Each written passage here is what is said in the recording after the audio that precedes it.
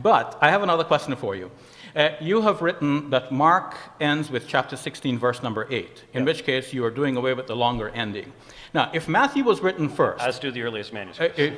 If Matthew was written first, what would be the need for Mark?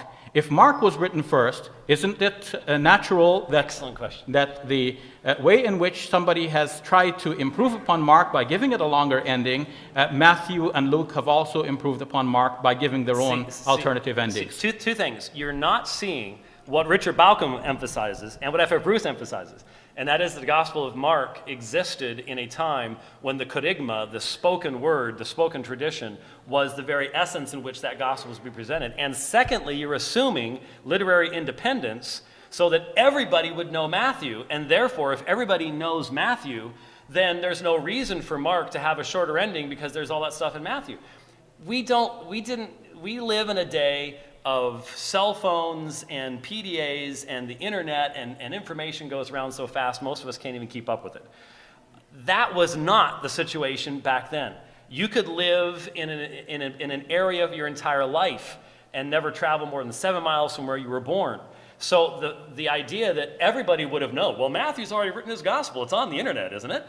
There would have been Mark may have been living in a place where he's never heard of a written something called the Gospel of Matthew. And so the assumption, I think, misunderstands the context. And I didn't say that F.F. Bruce and Richard Balcom are liberals. I said I would have differences with both of them on certain aspects, and there's a difference between the dating of the Gospels and things like that. But Balcom himself, if you read Jesus and the Eyewitnesses, emphasizes the fact that those books were being written during the lifetime of the eyewitnesses, and that functioned as a control so that we can trust the text of the New Testament. So I would certainly agree with him on that matter. Now, when it comes to the Quran, of course, as a Muslim, I keep my mind open. I read, as I said, writings from a wide variety of sources, those who are critical of the Quran.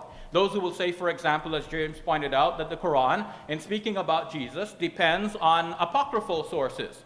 So I have to have a way of putting that all together. And the way I understand this is that the Word of God, the Quran, speaking from divine authority, draws the attention of people to the divine truths, and in doing so, God uses whatever people knew at the time as the starting point. And this is logical argumentation. The Quran is a hujjah, it is an argument.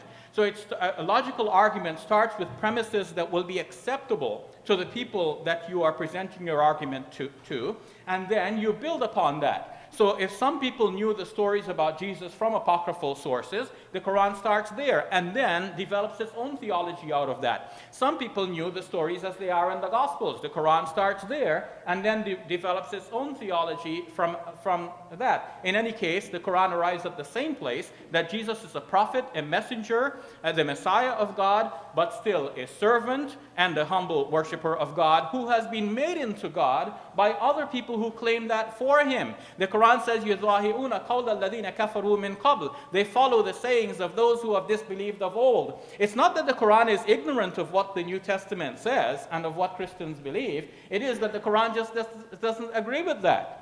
The Quran, in fact, when studied carefully, shows detailed knowledge of what Christians believe. And in my cross-examination, I asked James about his view regarding Mark's Gospel, ending at chapter 16, verse number 8, in which case there is no description in Mark's Gospel of Jesus actually appearing to his disciples after the event of his burial. There is a promise that he will appear in Galilee, but no description of his actual appearance. The last we hear is that the women fled from the tomb, telling no one about this because they were afraid. So the question is, how did anybody hear about this if the women told no one? Somebody then appended a long conclusion to Mark's Gospel, somebody appended a short conclusion, and somebody put the two together, and somebody else put a further insert into the longer conclusion.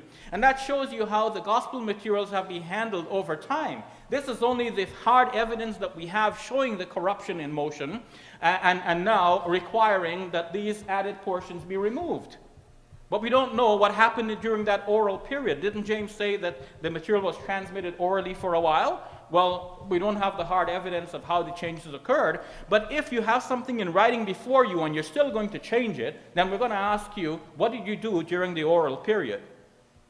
when there was nothing to cross-check against what you are writing. So if the writing was changed, then the oral tradition was probably changed even more. And this is the Quran's point, that people said things regarding Jesus which are not true. They made him into a god.